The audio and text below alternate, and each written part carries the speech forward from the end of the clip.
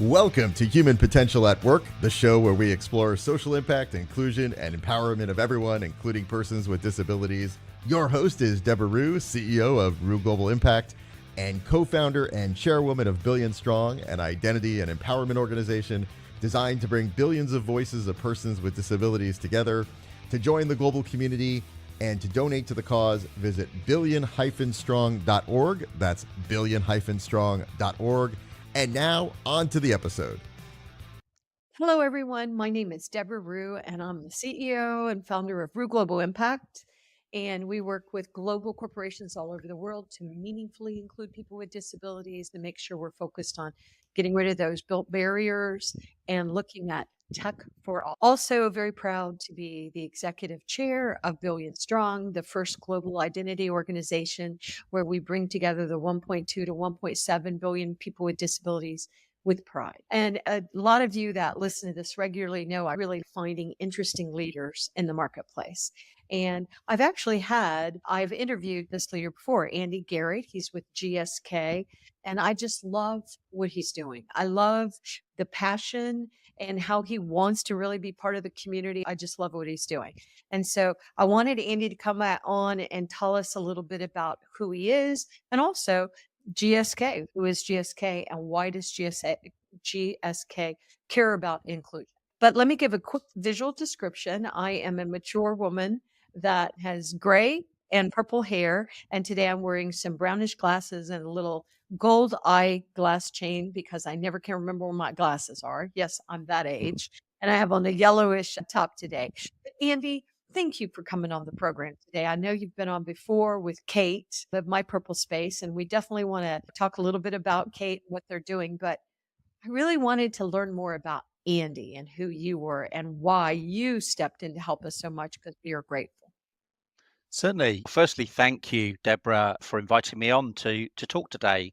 I'm delighted to be sharing a little bit about me as an individual and the work that I do. I've been working in disability inclusion for over 20 years. I'm a white male in his mid to late 50s with light brown hair. And I'm wearing like a turquoise top today. So yeah, I'm really looking forward to sharing a little bit more about what really drives me toward disability inclusion. I'm an individual with lived experience of disability, and in my very early 30s, I was working actually as a police officer in London in the UK, doing what cops do, a bit like on the television, but more paperwork.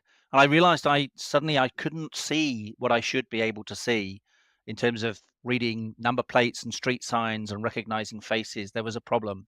And I went through some investigations, and it turned out that I have an inherited retinal condition which manifested at that time, affecting my central field of vision. So it's called macular dystrophy. So things in the central area of my vision are blurry, a bit like being really short-sighted, but actually glasses, it's not a refraction condition. It's to do with the retina and how it processes the images. So glasses only really help me when I'm 2 inches from my computer screen, reading blown up text and what have you. My peripheral vision works quite well, actually. But in the work that I was doing then in policing, there were no adjustments or accommodations that could allow me to continue safely working in the front line of policing. So I moved into a different area. I worked in training and development at the Police Training Academy, and I really began to see the progress that was being made by other employee resource groups around diversity, equity, and inclusion. The faith associations, the race and ethnicity and gender, they were all quite established in that market and in that world. But actually, because the police at that time in the UK had an exemption from the protective legislation around equality, a bit like the military, realized I did my research and I found that the government was going to change the legislation, and clearly the police force needed to modernize and to think differently about how to retain and retrain valuable skills. I wasn't ready to take a medical pension and to shuffle off to do something else. And I ended up staying in that organization. I saw out my service of 30 years. I set up a disability employee resource group in London, and I was instrumental in helping set those up nationally in UK policing. And it was through that work, engaging externally, I connected with the fabulous Kate Nash, and I could see the value that was there to how do we support employee resource group leaders to be their best selves, to engage well with their organizations. We did some research at that time and published. I was on the editorial board for a publication called Secrets of Big News. It's all about how do employees with disabilities and health conditions share their information with their employer. I went through that real difficulty when I found out I had this unusual eye condition. I went through the fear factor. I wasn't sure what the response of my employer was going to be. So it was through that external networking. So moving on to where I am now, I left the police in 2015. I was consulting in the disability arena, and through Kate Nash, she introduced me to GSK. So GlaxoSmithKline, they're a global pharmaceutical organization headquartered in the UK, but operating in 92 countries, heavy presence in the UK and the US, and obviously in APAC markets and across Europe. The brief for me, they asked me to come in and share some of my experience about how to help the organization look at that journey for an individual around requesting an adjustment or an accommodation. So I did the classic consulting thing. I looked at the culture, I looked at the processes, and I benchmarked and I found some models that were out there. And honestly, the first question, I went back to the strategic board, what we call our Global Disability Council, led by one of our global leadership team members. So the very senior body that drives this work around disability, what we call disability confidence at GSK. And I asked them a pretty blunt question: why do you want to do it? And what I was really pleased to hear is that rather than taking a compliance approach, like so many companies look at protective legislation and they think, what do we have to do? And that causes a lot of issues around, are you doing the bare minimum? And for people with disabilities and health conditions, who qualifies? And of course, the processes that you then have to follow to identify what is it that you need and how do you procure that and find that through complex purchasing and supply chains in the organization? So that was my brief. I said, really happy to work with you at GSK. What I really loved was the culture. Fantastic place to work where they really value difference and they want people to have the confidence to put their hand up and say, I need something, I need some help, I need something different. What was lacking largely was a process to follow. It was a bit over medicalized. And so that's something we've taken that brave step. We've fully demedicalized our process.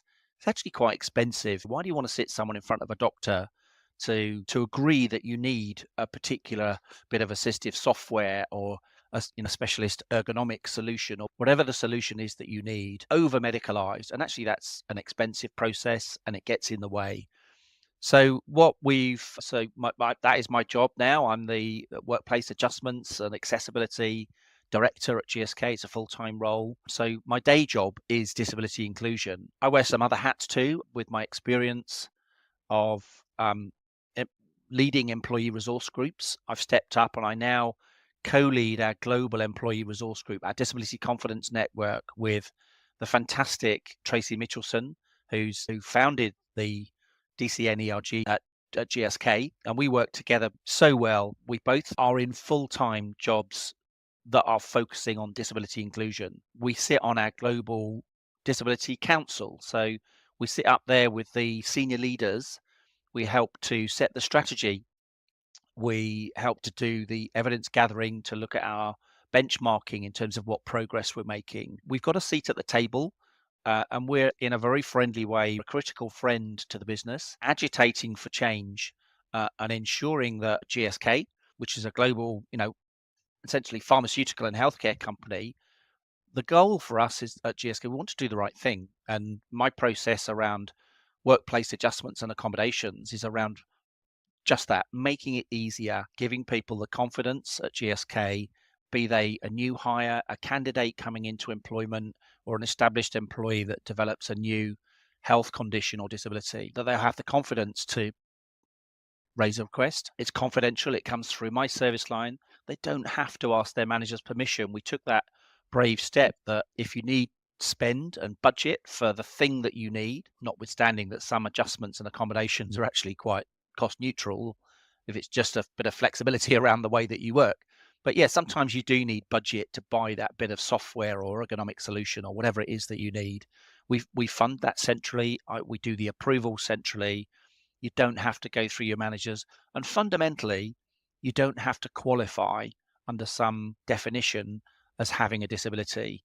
For us, it's about, I say again, doing the right thing, equipping people to thrive and to be their best selves at work, recognizing that in a global multinational, like many companies, you'll have a catalog for furniture and a catalog for software, and there are established processes for the things that you need to go and get. But they all offer a limited range. And of course, those of us with health conditions and disabilities quite often will need something different, something that's not in those standard catalogs. And that's where we come in. We can help to identify what that thing is for you with our partners, and then we go and find it for you. We do it for you. You can focus on your day job. You don't have to have that tricky conversation with your manager if you don't want to. So yeah, that's a bit of a summary around the workplace adjustments and accommodations service line. We're live in 6 of our major markets. We're building out the specialist supply chain to bring that to other markets over time.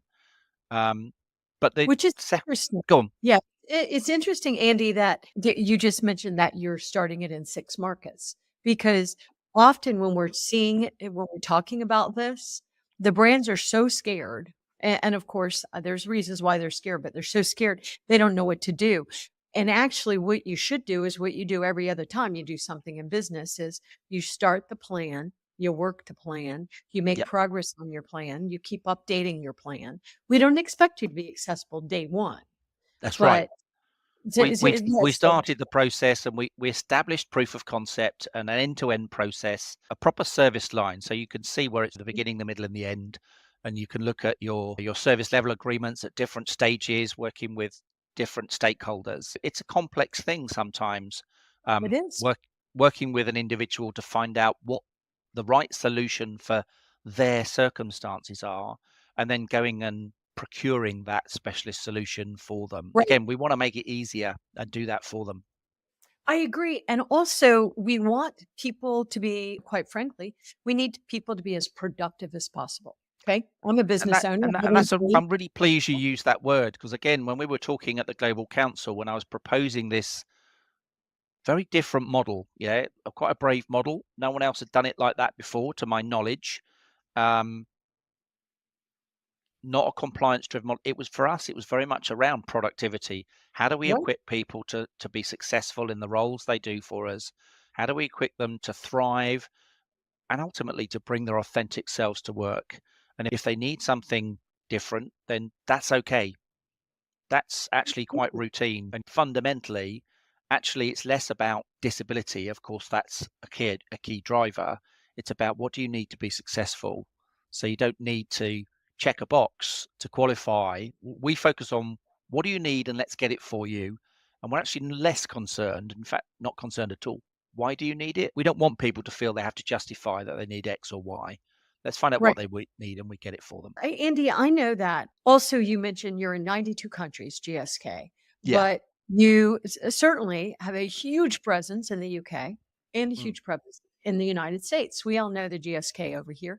But what is interesting, yeah, you can see a trick question coming here. No, but what's interesting is your title is Adjustments and Accommodations.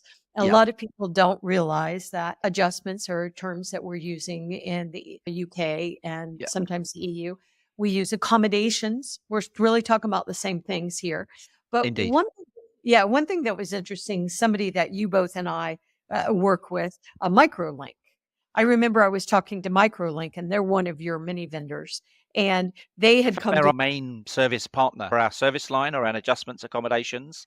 They help us with those process steps to not so they will do a first contact call with our employee, and they will talk about what they need and what their barriers they're experiencing, and they can arrange a non-medical, what we call an adjustments accommodation, a needs assessment, and that right, looks at what are you experiencing, and from that they can then recommend that you need X, Y, and Z.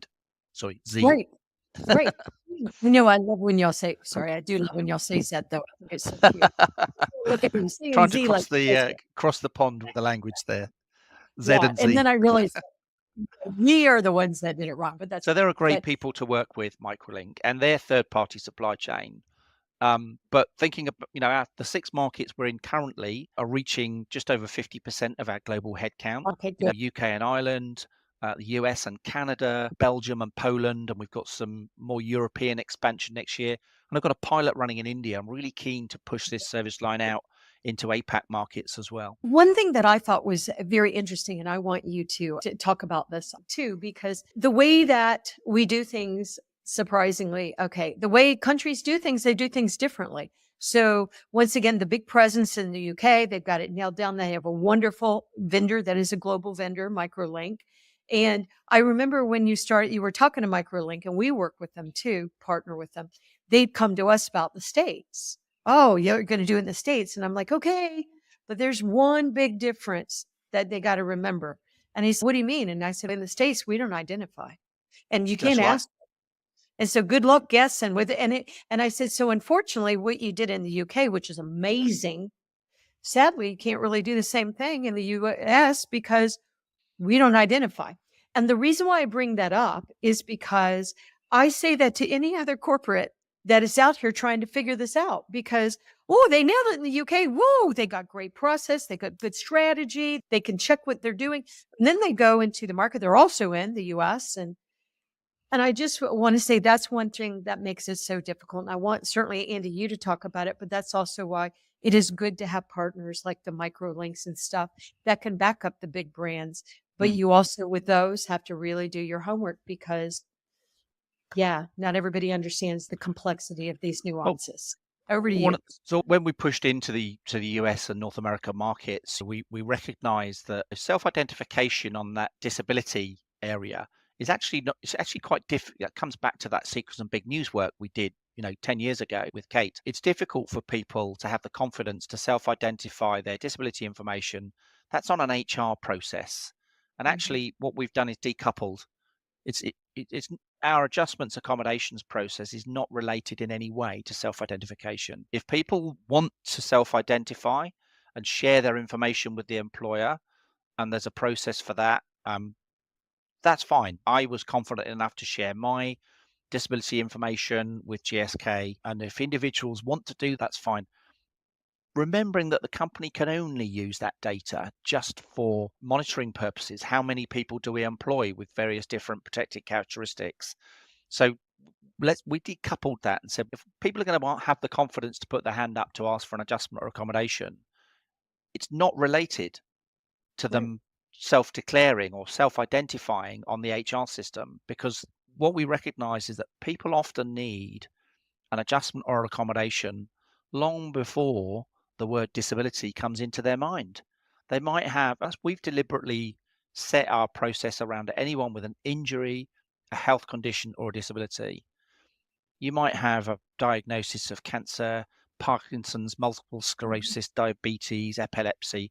There's a raft of conditions which, under many protective legislations, would qualify as being a disability, but the individual, for many reasons, might not choose to self-identify under that bracket, but they still might need an adjustment or accommodation to be successful in their work. So for us, we've completely decoupled that. And then, so in all of our markets, including the US, if you want to make a request for that support to get an adjustment accommodation, you can do, and it's unrelated to how you've shared or not your information on the HR system.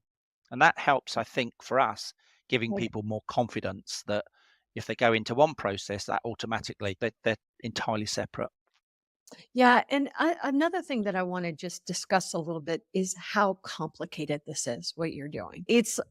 I speak to corporations, corporate leaders all the time, and I sometimes hear, especially here in the States, that one thing that really it discourages corporate leaders in our field is that they don't have a lot of consultants that they can go to that understand all the moving parts. And yeah, just throw this accessibility overlay on it. You're done. Yeah, there's just so many moving parts. And then you start adding the intersectionalities into the conversations and the different cultures and the different ways we identify and the social models and medical models. It seems extremely complicated for a large global brand. Yes. How are y'all getting your hands around that, Andy? What we're working on now, for example, so what we've established that this is the right model. It works. People don't ask for things that they don't know, that they don't need. It works. People are happy that we've helped them to find the right outcome for their circumstances. The end user satisfaction metrics are all trending well. We're doing the right thing in the right way. And that's working for the end user, for the individual with a health condition or disability. And managers are telling us as well that, they struggle with the areas, and they're delighted that they've got a subject matter expert, a COE, Centre of Excellence, a service line that they can go to for that help, so that we help them to do the right thing. And that's worked as we've extended to markets. The only thing that has slowed us down in extending to all of our markets is actually the supply chain. We've got the right culture, we've got a process. What we lack in those other markets is the specialist supply chain of the, let's call it, the non-standard things, the widgets that people need. We can supply people in Europe and North America and UK through Microlink and their third parties, but they're just not established. So that's why I'm running a pilot in India.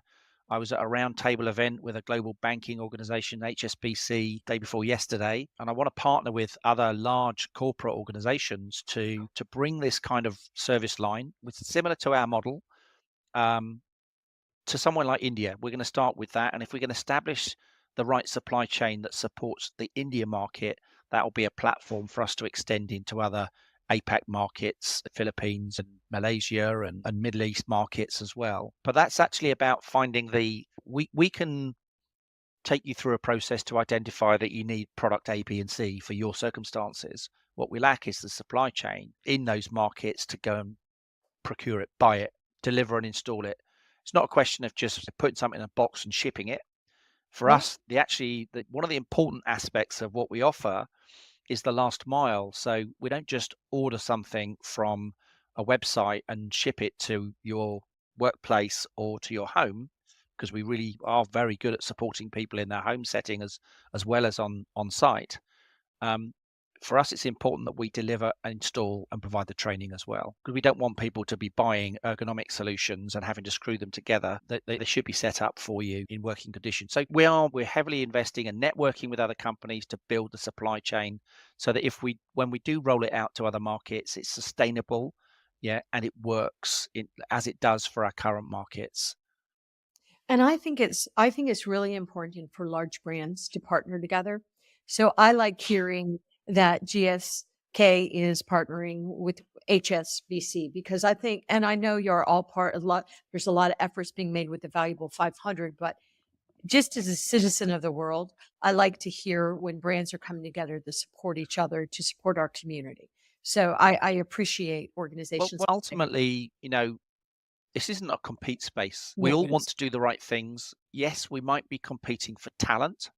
Yeah, but in the disability and the adjustments accommodation space, the reason that we want to collaborate is so that we all do the right thing, so that we can all tap into that market of disability talent that is out there. We know there's an employment gap between, certainly in some markets where it's more difficult for people with disabilities, health conditions to get into work. What we want to make sure is that we can tap that talent, and we want to bring that diversity into our organization, because it helps us to create our products, to bring that diversity of thinking, to create our medicines and products, but also to reach our customers, our communities. The users of our medicines and pharmaceuticals will be people with health conditions and disabilities. So vitally important for organizations, not just to support people through the employee life cycle, but by investing in disability inclusion, that helps them to reach the disability market, the 1.1 to 1.7 billion people in the world with disabilities who have some buying power. And companies need to be able to serve their needs. Yeah, I agree. And I know that you very graciously agreed to be a global advisor for Billion Strong, which we certainly appreciate, because once again, we got to do this together. We've got to come out and identify with pride, because I will say, Andy, just looking at you, because even though I have problems with my eyes, I can see you. You don't look like you're blind. You No, don't look that's like right. you have a vision loss problem. That's And right. and we've talked about that on air. We've talked about Lilly Pharmaceutical. He was told, I love Darren. Darren was one of his coworkers said he'd rather be dead than be blind. How do you even respond to that kind of comment from a So coworker? difficult. It's what so anyway, but it's so important that organizations like GSK GSK do be very deliberate about hiring people that are talented, that are part of our Yep. community, and they really understand these moving parts. But I don't always see that happening, Andy. And so I just wonder if you have any advice for other large, gigantic corporations that are trying to get their hands around it, because GSK, y'all have done a good job. Y'all are, I consider, and I'm not the only one that consider y'all a best practice in the field. And I know you Thank got you. more to do because we all have more to do, There's but always more to do. what did but what is your advice for these big corporations that are saying, okay, yeah, we agreed to something, but what do we do now? I think listening to some of the stuff that I've been sharing in terms of our model, stop making it so much about disability in the sense of visible people, the obvious stereotypes, people with disabilities, wheelchair users, and service animal users, and a person with a sight condition is completely blind. Every condition has a spectrum. The impact on me when I developed this, I had to stop driving. It's actually impacted me more, many ways, in my private life than it has with work, because I've been able to get the accessibility tools that I need, the software to blow up what I need to see and read on my computer. I've got a giant screen and a high contrast Zoom text keyboard. I've managed to get the things that I need for accessibility in my day-to-day work. So other companies, when they want to hire disability talent, think about the breadth of health conditions and disabilities that impact people in their daily lives, not just the visible and the obvious disabilities that most people think of. I think you've got to broaden your thinking. That I think 83% or thereabouts of people who need an adjustment or accommodation because of a health condition or disability have, like me, developed that condition during their working life between the ages of 16 and 65. So I went into employment not needing any adjustments or accommodations, and frankly didn't know much about disability because it didn't impact me. But of course, when it did, what you focus on expands, and I learned so much more about the breadth of different types of disabilities and health conditions. The fact that some people have fluctuating conditions where they have good days and bad days. Certainly, hiring managers and senior leaders need to understand that disability is not constant. It's not obvious. Actually, what you want to do is to be offering the best hiring practice to attract the most diverse talent. But fundamentally, make sure that your processes are flexible enough. And if someone asks for a bit of flex or something different, that's probably because they need it. And that's been my experience. So people don't ask for stuff they don't need. Rather than saying we don't do it that way, find a way to make that process, that selection process, that interview, or that piece of business you're doing, to make it accessible, to be more accessible than it currently is. Give people the confidence to say, that doesn't quite work for me. Could we do it this way? And actually, mostly that's okay. It's okay to need something different and to work. If you have a learning difference, I don't know, dyslexia or dyspraxia, you might process information in a slightly different way. That's okay too.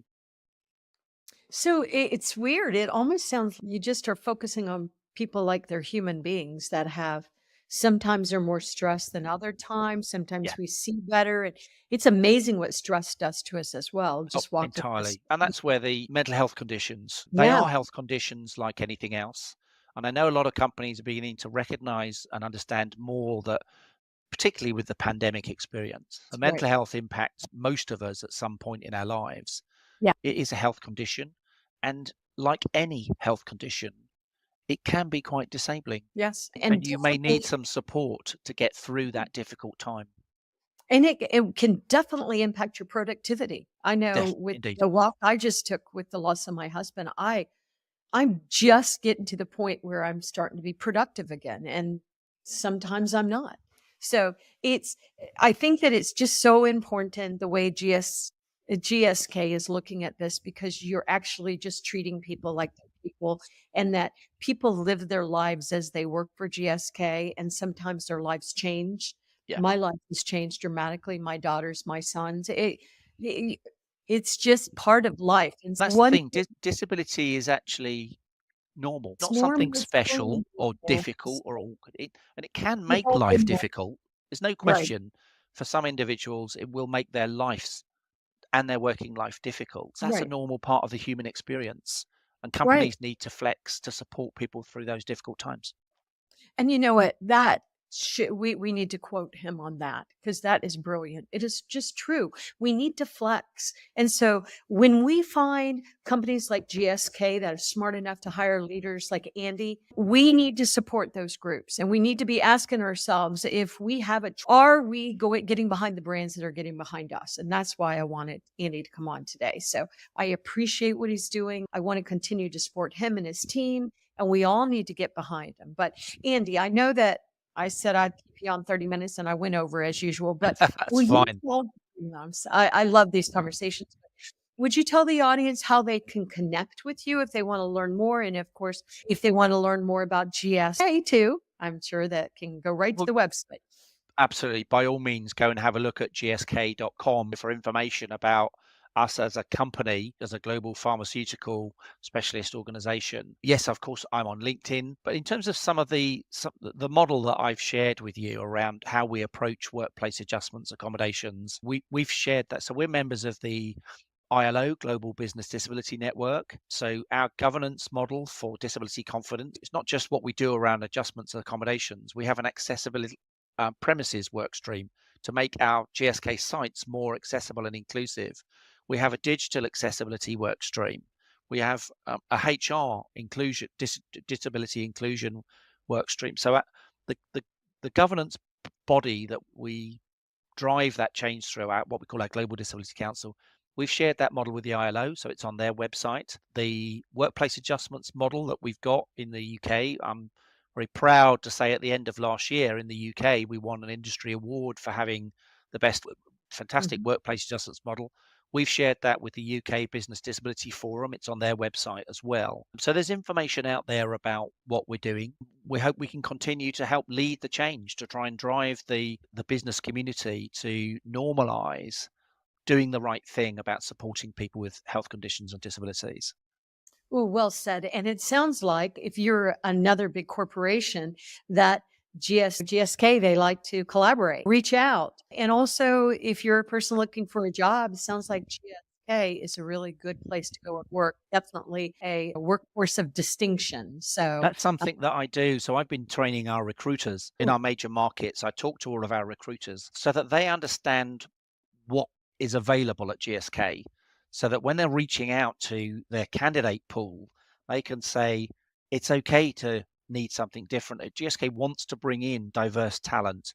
And actually, it's quite easy if you need something different. There's a process there to support you.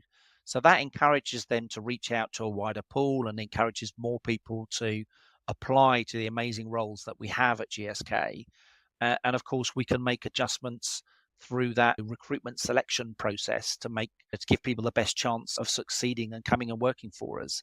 And then when we've made a hiring decision, we again reach out to them and ask them if they want to speak to someone about adjustments accommodations, and my team connects with them before they even start. wow. Wow. It's just so hopeful. It's so hopeful. So, thank you. Thank you, Andy and GSK, for this amazing leadership and sharing what they've done. The Business Disability Forum, they've got it in the ILO, GBDN. That this is the way forward. And of course, Kay was supporting by giving Andy's leadership my purple space. So that's the brands we want to get behind, the brands that are really behind us. So thank you to the audience. And maybe Andy will come back on again. We would hope you come back on and give us more information, Andy, but we really appreciate your leadership and GSK's leadership and our spaces too. So thank you very Delighted much. to join you to share some of the thinking that we've taken at GSK, some of the steps that have worked for us as an organization. There will be different models. For me, the key takeaways are demedicalize the model where you Yes. can. Trust people to ask for what they need because they tend to ask for what they need, not what they want. Yeah, so trust is an important part of that. And if you can put in a centralized approvals model, that Yes. doesn't mean that you have to pay for it. So we fund our adjustments centrally. When the end user's got what they need, we give it to the accountants to cross charge where the costs land on the balance sheet. again, doesn't involve the end user or their manager. That's an accounting practice. We raise the purchase orders, and we by funding it up front, it means that we can get the solution to people quicker and get Which them is to be more productive. Let the admin take over in the background after people have got what they need. and more productive. Hello. Entirely. Yeah.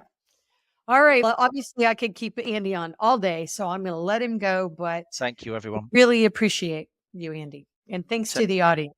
Yeah, thanks to the audience for listening. And thanks to you, Deb, for leading this kind of information sharing podcast from which we hope that people will learn. Right. And give hope that things are actually happening.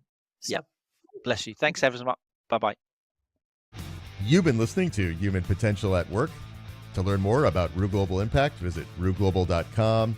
And to learn more about Billion Strong, an identity and empowerment organization designed to bring the billions of voices of persons with disabilities together, you can join the global community and donate at billion-strong.org. That's billion-strong.org.